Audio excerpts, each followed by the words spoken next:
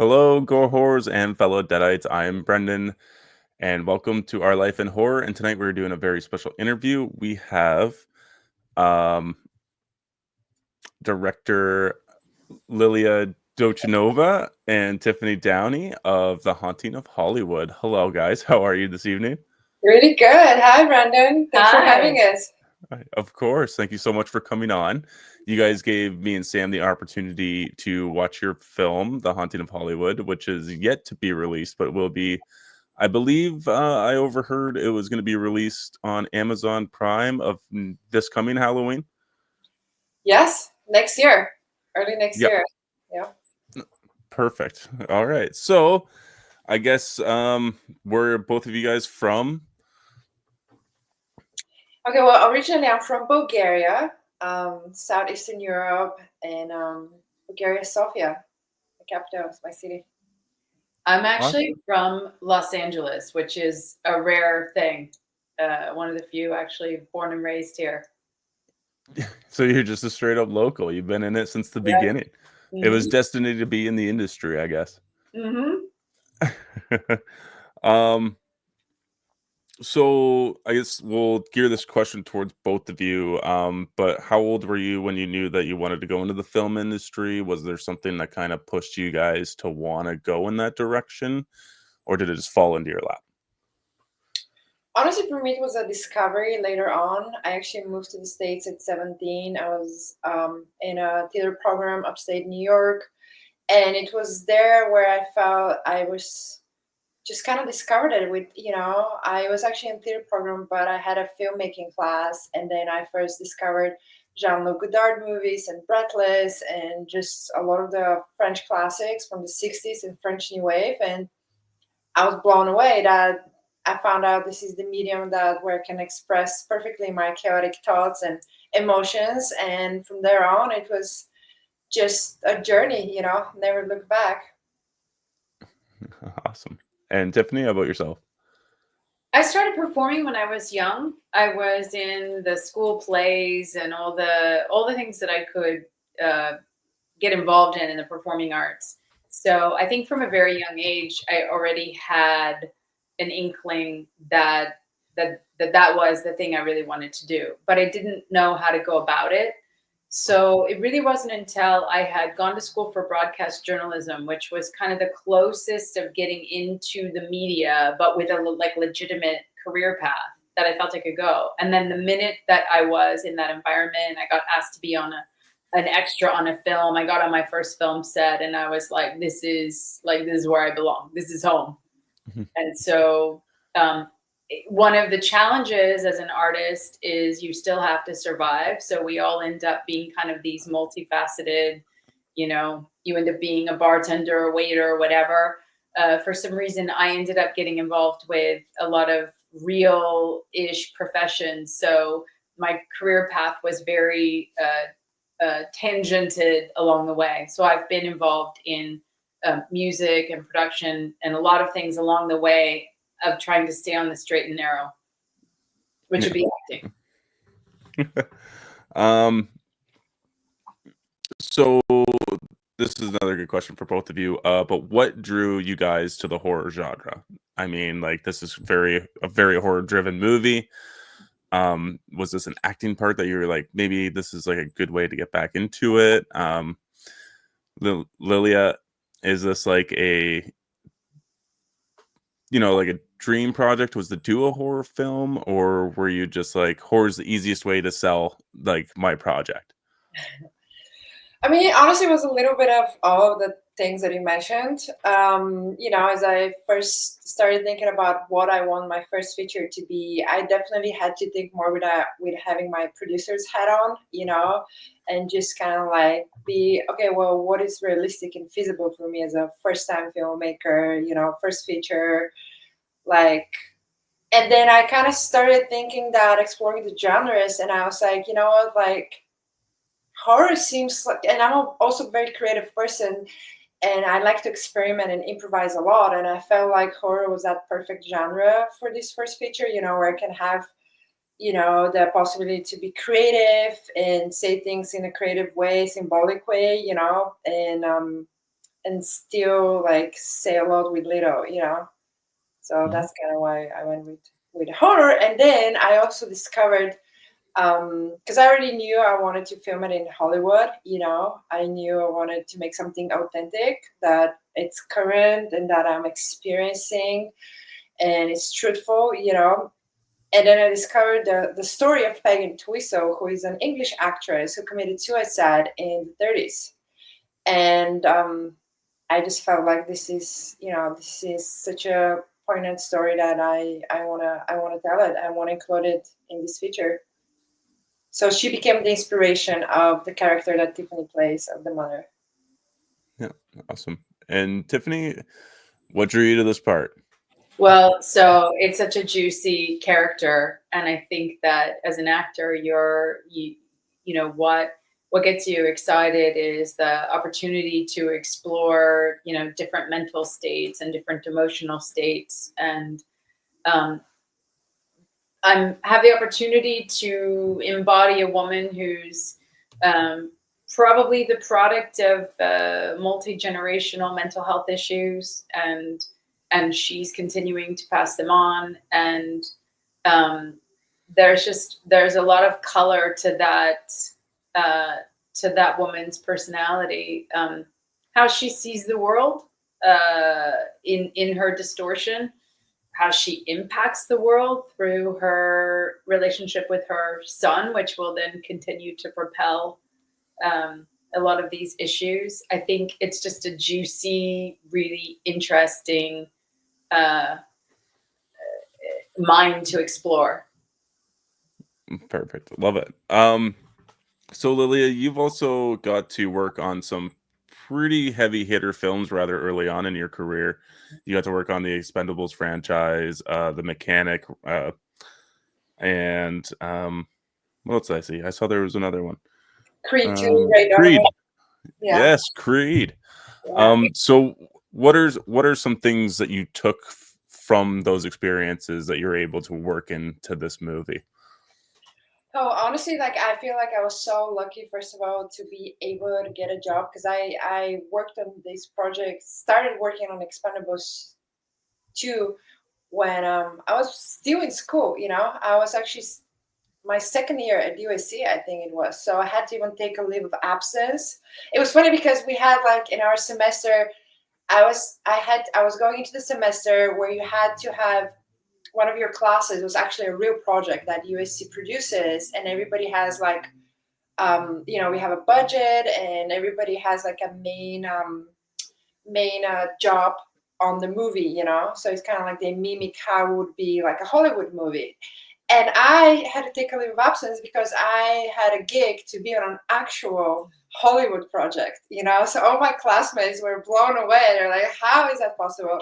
You know, but I was lucky because a lot of the movies actually are shot in Bulgaria, in the city where I'm from. And actually the studio where they shot a lot of the Expendables is like 10 minutes away from my parents' place, you know. So it almost felt like, you know, just like I was meant to be there and get that education on top of USC, you know. So then I had the luck to work with some incredible producers and actors, you know, to see the best of the industry and just seeing their determination, seeing the long hours, seeing, you know, the 12, 16 hours a day of work, dedication to make it happen, you know, to work around all this, you know, challenges, to see how they communicate with one another, just made me realize that really movie is, it takes a village to make a movie, you know, and you have to be kind to one another. You have to really treat everybody with respect, because at the end of the day, you know, yeah, maybe it's the director's vision and script, but you really need all these people, you know, to help you bring this project to life. So I just learned the work ethic and communication and policies and relationships, you know,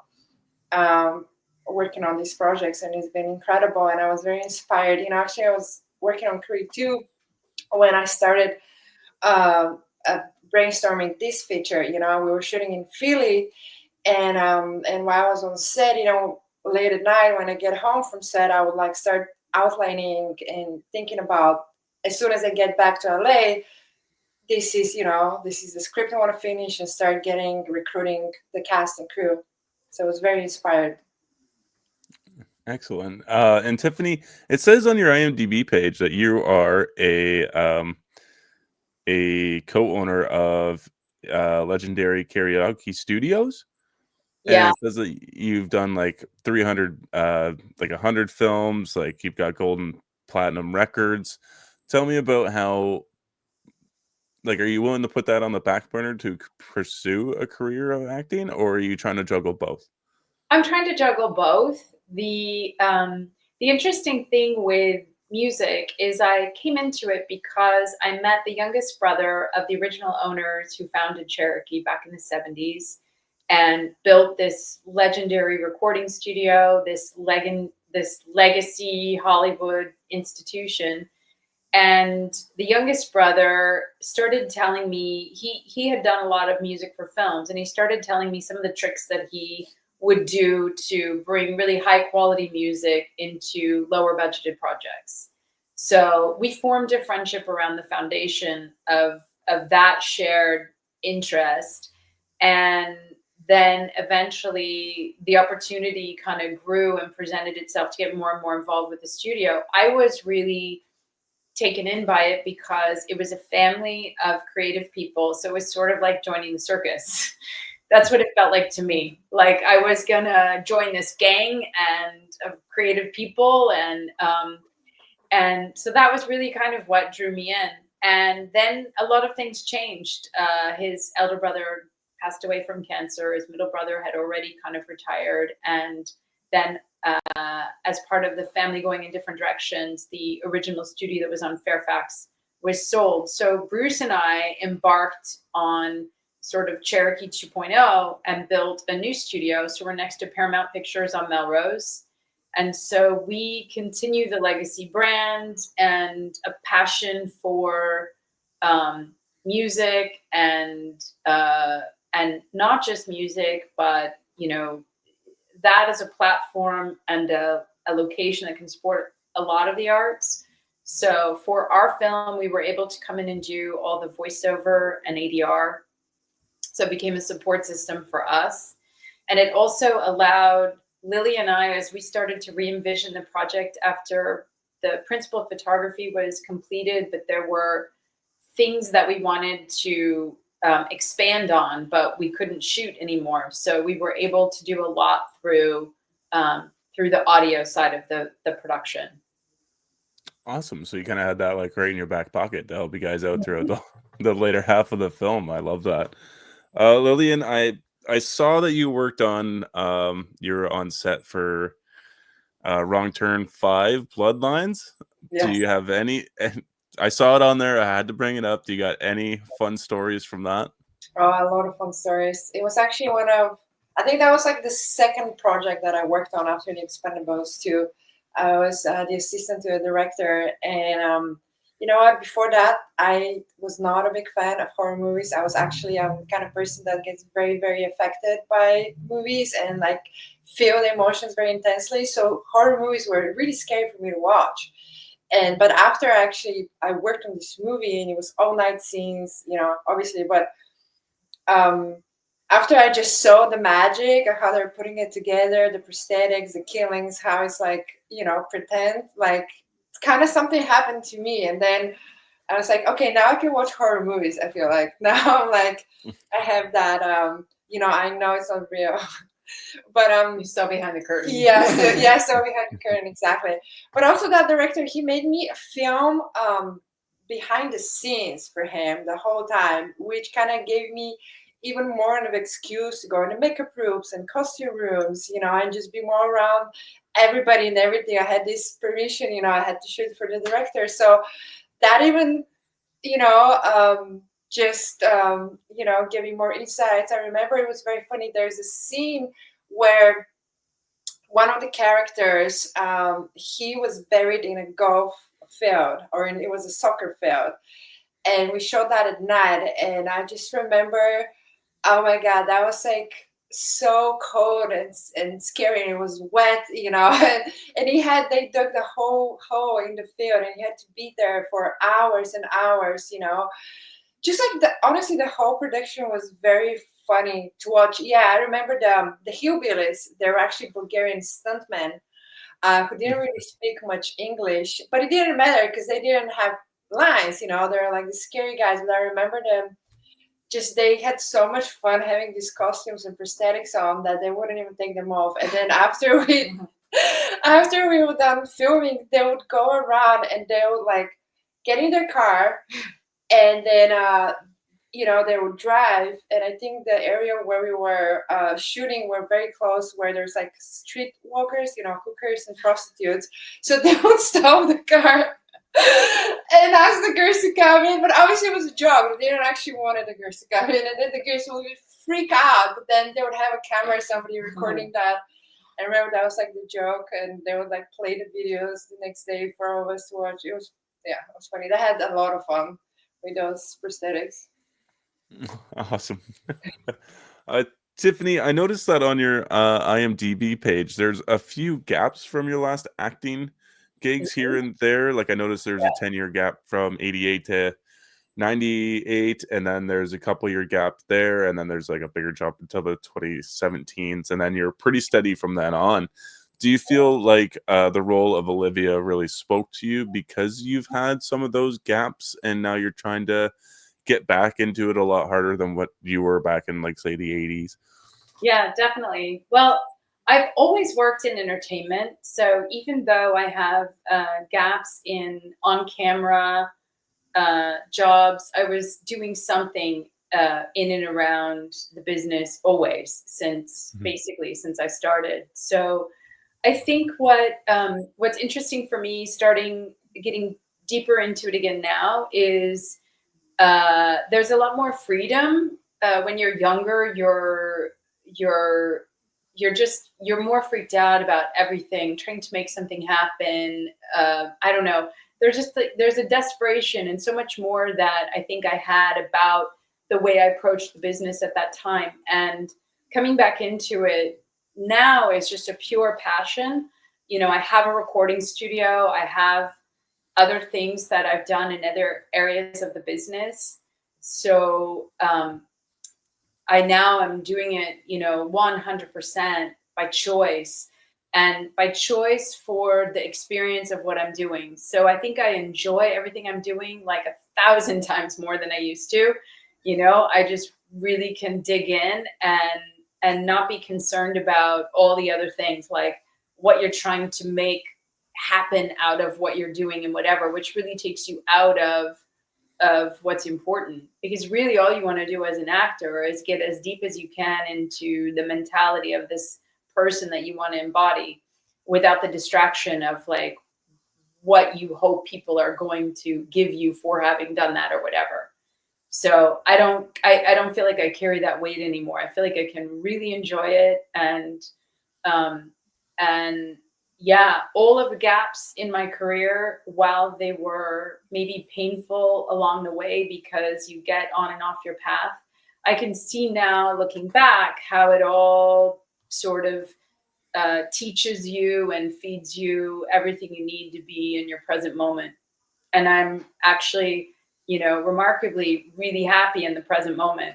I feel like I can really do what I want to do now with total joy and freedom. Oh, I love that. I'm so happy for you. Oh, that's great. Let's see. I do got some other questions here on the other side. So Lilia, actually this could go for both of you guys. But what other genre would you absolutely love to strive to work in? Honestly, like I'm a huge fan of psychological drama and just like those heartfelt, like soul-wrenching dramas, like really hardcore emotional stories. I love that. But to be honest with you, it's like I want to do it all. Like I want to do, drama, psychological. I want to do a sports movie. I want to do more thriller, now that I've done a horror, I want to, again, do it one more time, at least, and just from what I've learned, do it even better and bigger next time. I love dark comedy, maybe not necessarily rom-coms, but like dark humor comedies. I would love to try that as well. Crimes. Honestly, just when you have a good story, it doesn't matter what genre it is. I just want to make it. Awesome.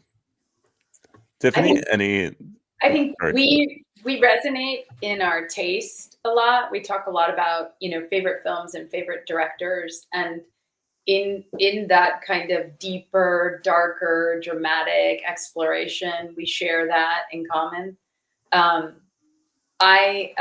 For me, it's just all about the juicy role. I'm not super interested in playing something because the person's going to be beautiful or perceived as, I don't know, like the attractive leading woman. What I'm interested in is the Femme fatale. Yeah, I want The villain, the dysfunctional, the anti-hero,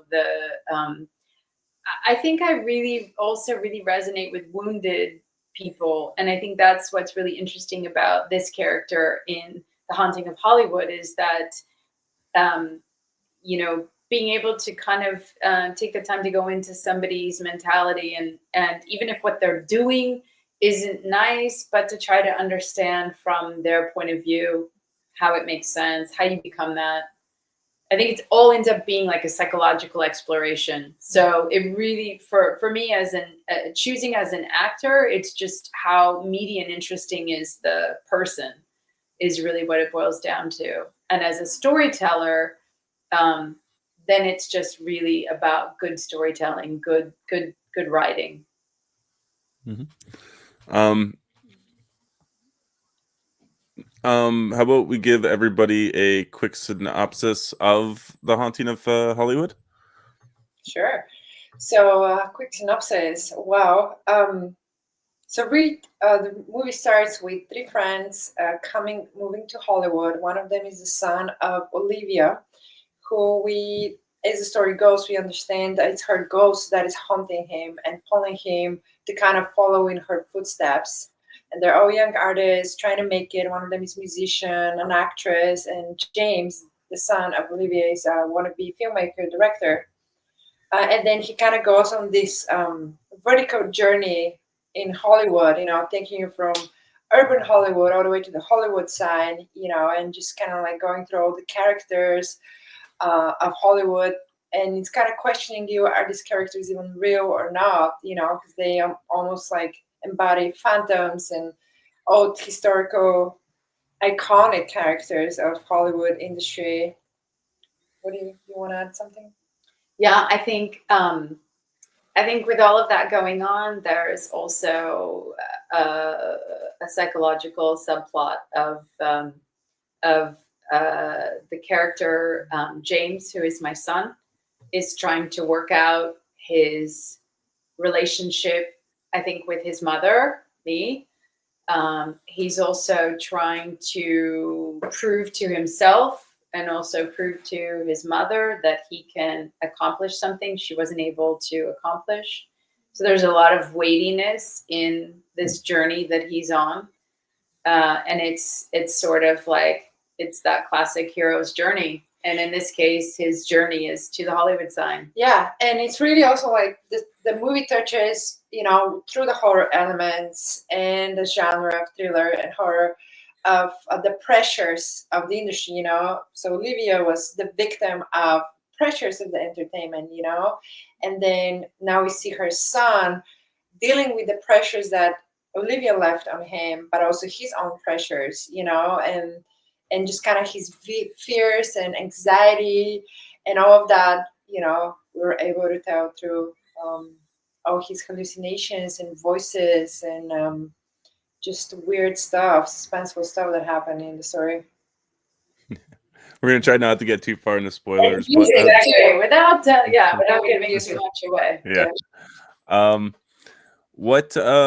So what films would you say inspired this movie? Because of course I'm getting some Blair Witch project near the end of the film. What are some other movies that inspired you? Yeah, absolutely. The Blair Witch. I just want to say to this day, probably Blair Witch is still one of the most scariest movies I've ever seen. Because that pull to the unknown, where it's just you really don't know how that witch looks like. Is she there? Is she not there? I think that's brilliant. And we never see her, and what's more scary than something you never see, So I was super inspired by the Blair Witch when I did my research on, low budget and first time movies. Anyways, but also huge David Lynch fan, and Mulholland Drive, very big interpretation. It's funny, when I first gave my script to the three actors, Lamy, Steffi, and William, to read it.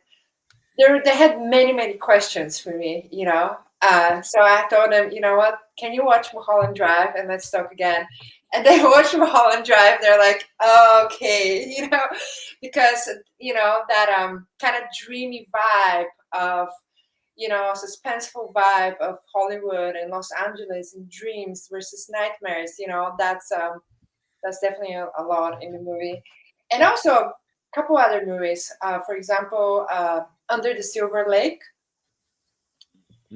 which is an indie movie with Andrew Garfield, that follows the story of this young fella who is on a whole quest in LA trying to find this girl that he falls in love with. So in his quest in the underbelly of LA.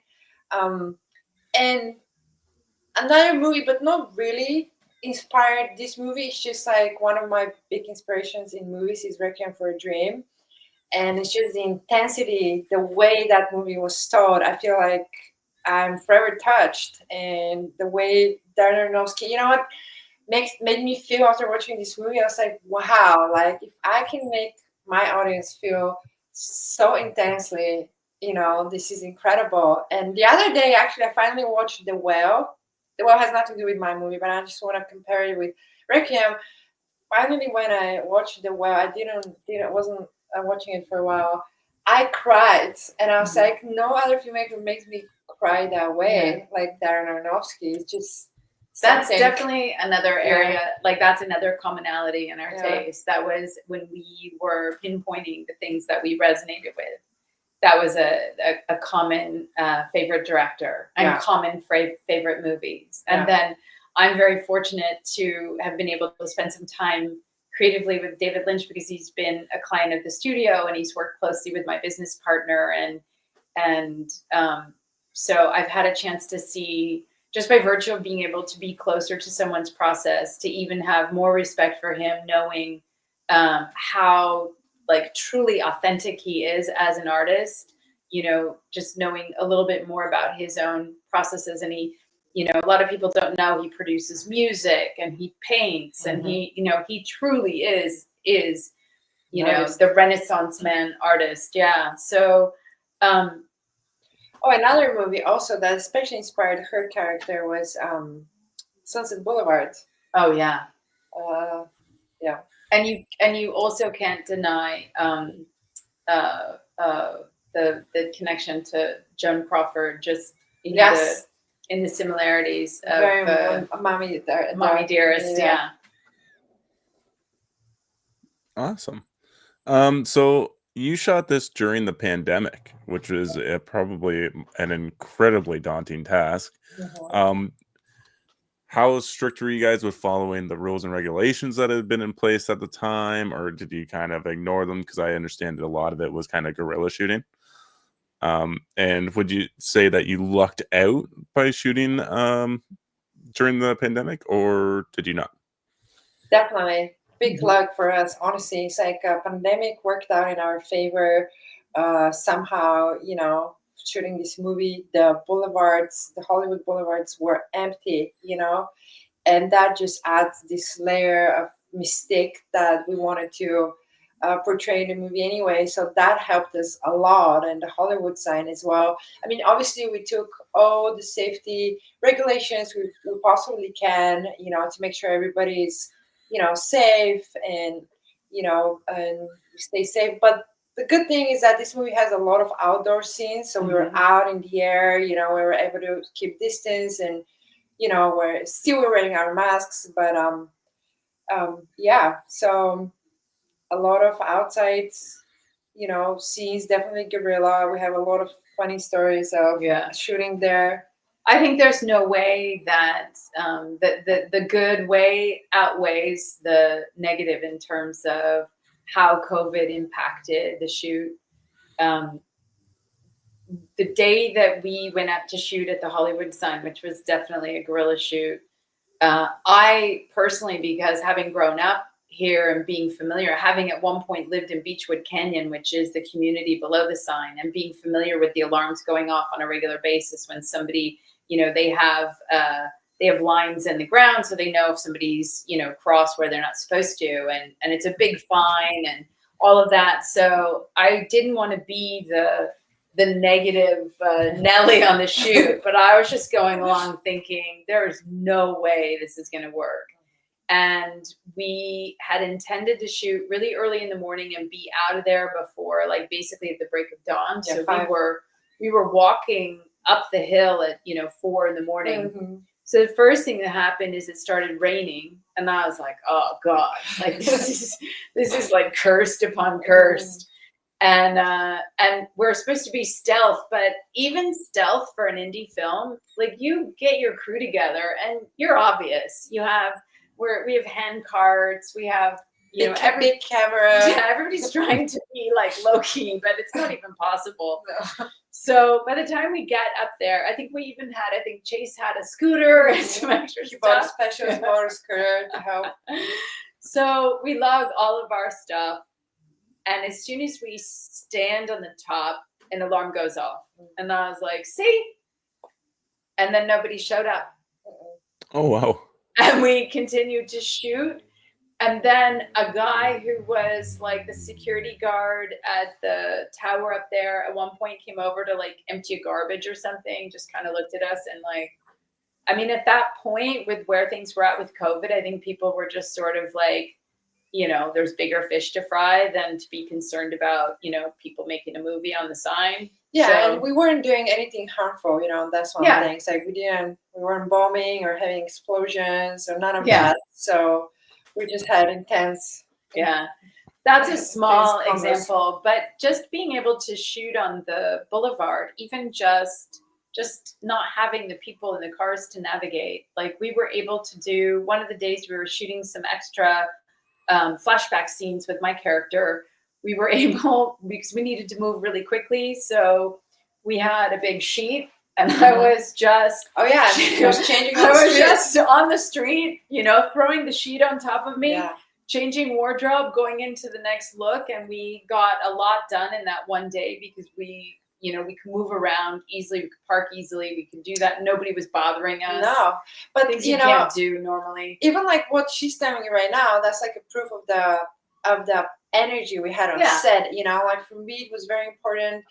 When casting and even for the crew, like I wanted to make sure that the people that are coming on board are people who are down to take risks, experiment, are in for the adventure, in to get down in the trenches and do the hard work with me, and they're okay with that, like I didn't promise no trailers, no luxury, none of that on this. I said this is going to be uncomfortable at times, but a lot of fun. And everybody, this is the kind of spirit that I wanted to find, and I found, and everybody contributed, and everybody was amazing, And it forged lasting friendships. When we're all together now, there's everybody has a shared bond. Yes. Because we suffered a lot, through the movie. It wasn't easy. The night scenes, we had night scenes in like Arrowhead where it was snowing. It wasn't supposed to snow. It was freezing. We were shooting at night. We even got lost. We didn't even shoot at the location where I went to scout earlier with a DP. So then we were like in the middle of the night freezing, So we just picked a location that was like right there. It was just a lot that we had to overcome. Even our camera got frozen at one point, but it's just that bond and that desire to make it happen, to stay, stay true to the story, tell that story no matter what. Because this was also our story, not just, the story of the artist, because we're all artists, So I feel like we all felt very truthful to all of us, and it was our story as well, And it was just incredible. I just wanted to maintain positive energy no matter what. There's many moments where I was freaking out, or I want to cry, but I didn't let anybody see me that way, and just wanted to be very positive and tell everybody, don't worry, you can trust me, it's all gonna be okay, and yeah. Awesome.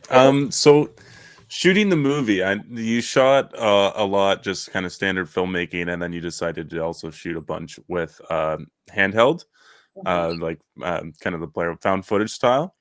Was that just kind of like choice of convenience? Was that your style that you wanted to go with? What was like you could have went either way. You could have done the whole thing found footage, or you could have done the whole thing the other way. So what was the deciding factor on mixing the two? To be honest with you, the deciding factor was when I went down in the editing room. That was like the moment of truth, because I had over 70 hours of footage. We actually shot the movie. We had 5 different cameras. So I have the whole movie footage style, because the whole time when you have the characters, from the very beginning when we meet James, he's always with a camera, always shooting. So I have that footage, I have iPhone footage, just all the cameras. So I feel like because I allowed a lot of improv in a way on set, I just kind of wanted to really kind of let the story speak to me a lot. And I decided I would do that. I would really stylize, figure out the style as I'm going in editing. Never do that again. big, big advice for anybody, listening who wants to do their feature. Don't do it. It's a big headache, but it worked out. It worked out. We just played. There's like a cut one time where we had like a whole hour of the night scenes. Actually, I cut a lot out of it. I had a way more of that. So it was just like a lot of experimentation on this movie. But also the when your camera froze, and the camera it froze. saved you having the alternate. The iPhone, yeah. So I feel like a lot of the choices were kind of made as a solution to a problem that the road, came, and then figuring it all out in the editing. Yeah. But it's like they say, I forget, I'm going to quote it wrong, but it's how obstacles are the mother of invention. So it would have been very easy for them to quit when the camera froze and they're in Lake Arrowhead. They could have just called the shoot at that point. Like the camera froze and we didn't expect snow. We have snow, so we just canceled the whole shoot and turn around and drive home. And instead they dug in deeper and they decided, okay, we're going to use what's available and it's going to change iPhone. Yeah. It's going to change their look, but we keep going. Yeah, and luckily my DP is such a pro that he had a special app on his iPhone that was able to shoot what we needed in RAW and 4K, so it all worked out. Amazing. Improvisation is key. I love it. Yeah.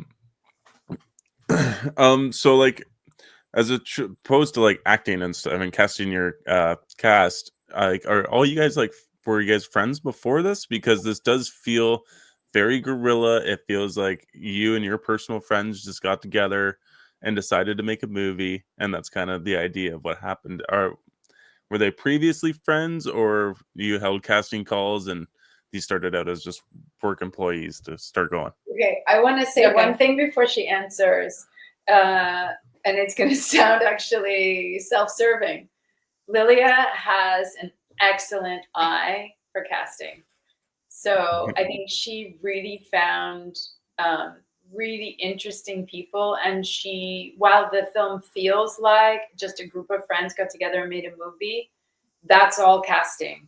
And that's going through a lot of options to choose those specific people who actually really come across authentically as like a pack of friends. Absolutely. Like I put a lot of diligence and time into casting, like I wasn't going to compromise with that. And it took a long time. Probably casting was one of the longest in prep. But a lot of interesting faces. But the thing is that I shot a little promo after I had the script. I shot a little promo to raise funds on Kickstarter. So that's when I wanted to kind of find James. I found William Mann, incredibly talented actor, who actually, when he first auditioned, he auditioned for the role of Casey, for the role of James. He just wanted to be part of this, no matter what. And and and then I did so many castings with him. I called him over and over again, and back again and back again. And then I did so many chemistry readings because then we had to find the right girl for him. But after doing the promo with him, we had different actors to play the different parts back then for that promo. But William was there, and his work ethic, his dedication, he's not complaining, just like doing the work, wanting to just do the best he can, and even putting so much of him and wanting to discuss with me, just that passion. I knew that this is James. No matter what, I have to keep this guy for the feature version. So then from there on, I was on the mission to find Skylar. So we did a bunch of chemistry readings until we find the right girl. And I'm just so glad that William was so generous and open to go through this whole process. He never even once was unhappy or tired of it. No, he was there with me, understanding how important that is. And then, like the rest of them, finding Lavi, and then Joseph Lopez, who plays the mystery man. I already had somebody else in mind, but when he sent me his self tape, I was blown away. I had to call him immediately the next day. I couldn't even sleep all night. I was so excited from the self tape he sent me. And then when we found Olivia, I think she was like the biggest surprise of the shoot, because at first I wanted the mom to be more of a symbol, just kind of like a distant symbol and just be the haunting. But then when we found Tiffany, she was, I don't think there's anybody more perfect than her to play this character. She just embodies it perfectly and brings that much more layers to it. And yeah, it was just like a process, patience. And to get back to your question about like the people, I think there was only one or two people you actually knew before the film, like Matthew and Chase, right? Yeah. So of the entire crew and the entire cast, all of who are like quite tight now. Yeah, we're very tight friends now. Yeah, really, really only two were actually people you knew. Yeah, like my musician friend and then my friend from college. Yeah, it's just like, exactly. And the thing with crew, it's like I just wanted to have a lot of Zoom with them and talk, and when I had my Zoom interviews with them, in the pandemic, it was more, I just want to know who they are, and then once I knew who they are and I felt like there is a mutual connection, then we started talking about the movie. I just wanted to make sure that I'm bringing with me just really people that I like, I can trust, and obviously are good at what they're doing, and vice versa. For them, I wanted them, to feel the same for me. So it was just a lengthy process. That took the longest time of finding the people. The location was the easiest thing because I already knew where I'm gonna shoot. I know this neighborhood at the back of my hand. This is where I live now. I've been to the Hollywood sign 1,000 times. So the location was the easiest. Just finding the right people was probably the hardest thing. If you guys both can share one fun story from the shooting of this, what would they be? And you can't use the Hollywood sign again. Yeah. Okay, you go first. Okay, let me think. There's so many. I love the skaters. So for me, one of the fun stories was we had just finished filming a big reveal where I don't look like in very good shape. I'm wearing this kind of old-fashioned nightgown that one of the people had even teased I looked like, I don't know, like a dead doll dress or whatever. And we were going after that shoot. They were going to be shooting some fun stuff with some pro skateboarders. So I wanted to hang out a little bit longer and see what that footage was going to be like. So everybody wants to hang out with the skaters. Yeah, cool kids. Yeah, we wanted to be with the cool kids. So I had no idea. Like I'm sitting, we're like in the park, and I'm still in, I think, my dead doll dress, and I think I probably still had my makeup and probably sticks in my hair, Oh yeah. and I'm hanging out with the cool skater kids. But then I find out they're like one is on the Olympic team, and the other one, his brother is like a huge skater from Brazil, and he's a famous DJ, and the other one is like, you know, also his dad's one of the Dogtown Z Boys and whatever. So that was actually like a fun and funny shoot day for me. And yeah, hanging out with the cool kids in my 1920s dead doll dress. No, they're fun. I mean, honestly, for me, it's like everything, like every day was just so fun. I remember when we were shooting the apartment scenes and we had the mystery man. He arrived because, he's just such an intense character played, but this is who he is in real life, He has that presence. So he's like, kind of gives you William Defoe vibe, but like intense, And I remember his call time was 1 p.m. But because we were going to go late into the night to shoot with him, but he was so excited about this shoot. He arrived there at 11 a.m. or even 10 a.m. He arrived on set, and we were already filming the bedroom scene, I think, with Skylar and James, and all the crew were all busy, just like trying to go through the shot list and move on. And then Mystery Man is there already, and he's kind of like putting that pressure on us, like, come on, let's go. I want to already start shooting, like, I want to get involved in this scene. It's just like his presence there, his eagerness to already be there. I was so funny because then, on the group chat of the crew, we were already like, Mystery Man is here. What do we do with Mystery Man? That just kind of became a whole joke, of that presence of Mystery Man, that eager actor who just can't wait for his go time. He's ready to go, and he was just so fun. He was so fun to work with. Then later on, he was so generous too, because after we shot his part, he could have left, but he stayed to just give back the lines to the actors, like he stayed there because he enjoyed the process so much, and he stayed with us until like 3-4 a.m. in the morning, and yeah, again, that just showed his really excitement to be part of this, and it was just so fun. And until this day, we still like, it's like an inside joke of the Mystery Man, it's always there early on time. Yeah, just a lot of those. Yeah.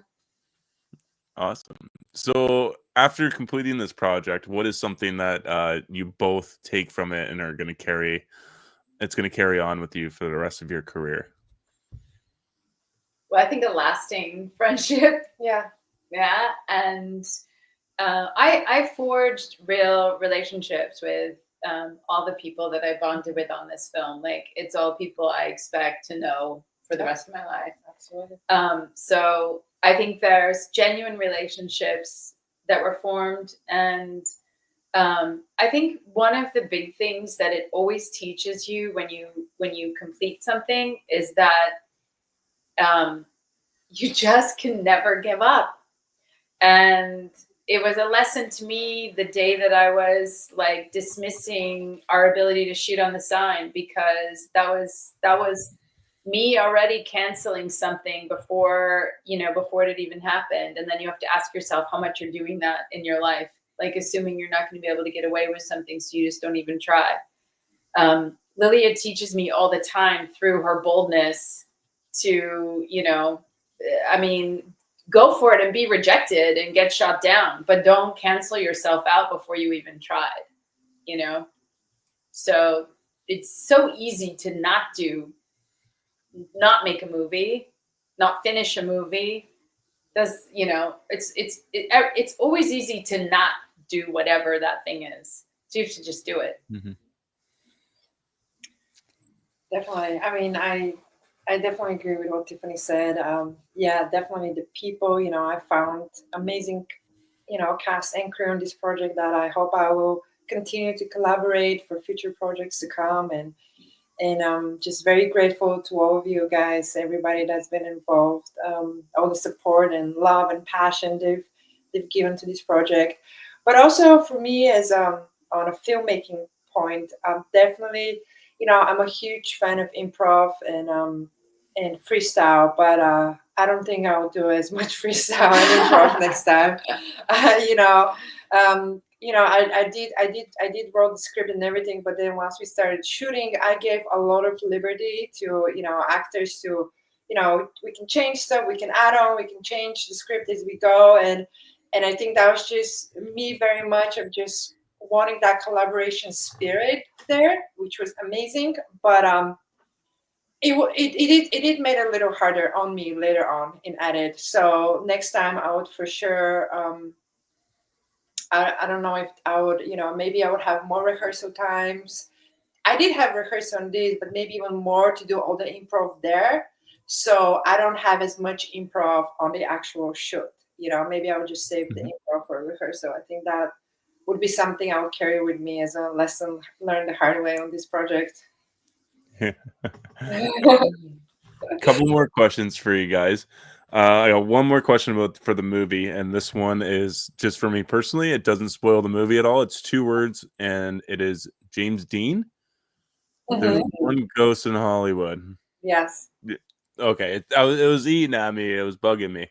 So I'm happy I got it right. I got all the other ones right, but I was like, that one's gonna bug me the most. But what are you guys working on next? What is the next project? If you're able to go, if you're able to talk about it yet, if it's just blueprints, what can you hint at us for what's coming next?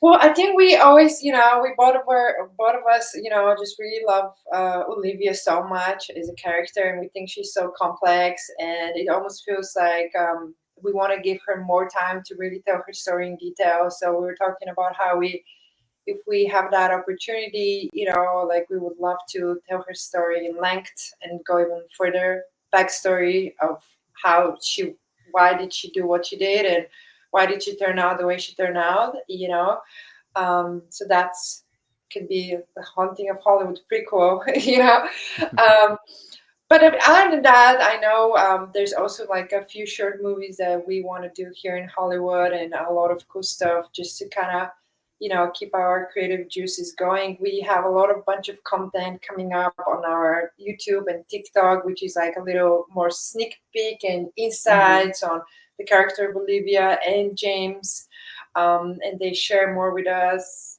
Yeah. of their stories. And I actually also, as I told you guys, this is also inspired by Peyton Twistle's story, for which I eventually would love to make that true life story into a movie, and just very fascinated with family dynamics kind of thing. So I'm writing also something new that it centers around the complex dynamics we all have, or some people have in their families. So yeah. Yeah. We both have always like multiple projects we're juggling. I know a little bit about the other project she's referencing that I think is really exciting.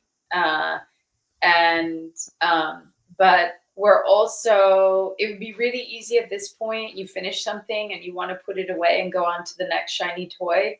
And we're both trying to be very disciplined to go deeper into what this is so we can help promote it and give it more life. So whether we have the opportunity to tell more of Olivia's story in a longer format, at minimum, we're going to shoot more insight into moments that feed the current film, so that if you follow the social media or dig deeper, you're able to piece more of her backstory together, where she came from, and also understand maybe more of her relationship with her son and some of his trauma. We couldn't, the hardest thing when you're working with indie budgets is just the restriction of what you can do. We couldn't go into as much as we would have loved to. I Yeah, love it. yeah, and that's one thing. It's like the script kind of kept evolving, when like you mentioned James Dean, here Olivia, but like at first I had so many surprises on this feature. Like, for example, James Dean also, like, I actually, as we were doing rehearsals with him, I realized he's actually a great actor, but I already had such a little dialogue for him, and I just saw his preparation, his eagerness, his passion for it, and I was like, I wish I knew you're so good so I can actually unfold and like make that story even longer. Same with her. It's like when I had very low expectations for the mom, I just needed somebody as a simple. But then Tiffany blew my mind, and then as I casted her, we were already shooting. I expanded, added all these other scenes to have backstories with the son, and so I think yeah, there was a lot of good surprises with these that I wish, yeah, like I said earlier, like I just maybe just had that script more set in stone, you know. But here we are. Yeah. We are where we are today. Awesome. I got one more question for you guys, and it is: what is your favorite scary movie? This is a hard one. Yeah. Okay, so right away I go to one of my scariest go-tos, which is Rosemary's Baby. Awesome. Love it. But if I were to say, that would be in the category of like my favorite films, because I can watch that. I can be scared by it and I can watch it, but it's a level of still cinema with those elements. Then there's the movie The Ring. I can't even watch that. I mean, I have watched it, but I can't even watch. That's a level of horror scary that truly scares me too much. So I think of all the films that I've ever seen, in terms of the one that really haunted me the worst, The Ring. But if I were to choose favorites, they would be more in those classics, like A Rosemary's Baby. I love Psycho. Psycho is probably one of my favorite movies, not just favorite scary, but just one of my favorite movies for sure. I love that story. I love the twist, love Psycho. I also mentioned I love the Blair Witch Project. I think that's such a scary movie, just so simple, so easy. You just never see the witch. I also really love and appreciate Darren Aronofsky's very first feature called Pi. Yeah. Which just the obsessiveness of that mathematician, it's really on another level scary. I think. Oh, and recently, I watched the trilogy, Thai West trilogy of Maxine, starting from X, Purr, and Maxine. I loved Purr, the second one. I don't know if you guys watched it. I thought that was quite a good, scary movie with a good script, good character. Awesome. Perfect. So where can before we wrap this up, where can everybody go find you guys and support the movie? I highly recommend everybody that is watching go support these two. They have very, very talented and an amazing movie coming out next Halloween on Amazon. Definitely next Halloween it will be on Amazon, Tunes, Apples, and probably Tubi. We're still in the process right now, but follow us on Haunting of Hollywood on Instagram to stay with us. Follow for more information when we're going to be out, and all the kind of cool things that we're going to have, some cool merch, and extra other treats for the fans. Also, we're on TikTok, Haunting of Hollywood. We are on Twitter, or now X, the Haunting of H Wood. We're on Facebook, The Haunting of Hollywood, and we have a YouTube channel, also Haunting of Hollywood. So if you can, follow us everywhere and stay updated and get scared and with us next Halloween. Love it. Perfect. Thank you guys so much for joining me tonight. This was a blast. Thank you. That was so fun, Brandon. Appreciate you so much. Of course. Thank you. Everybody out there, stay spooky.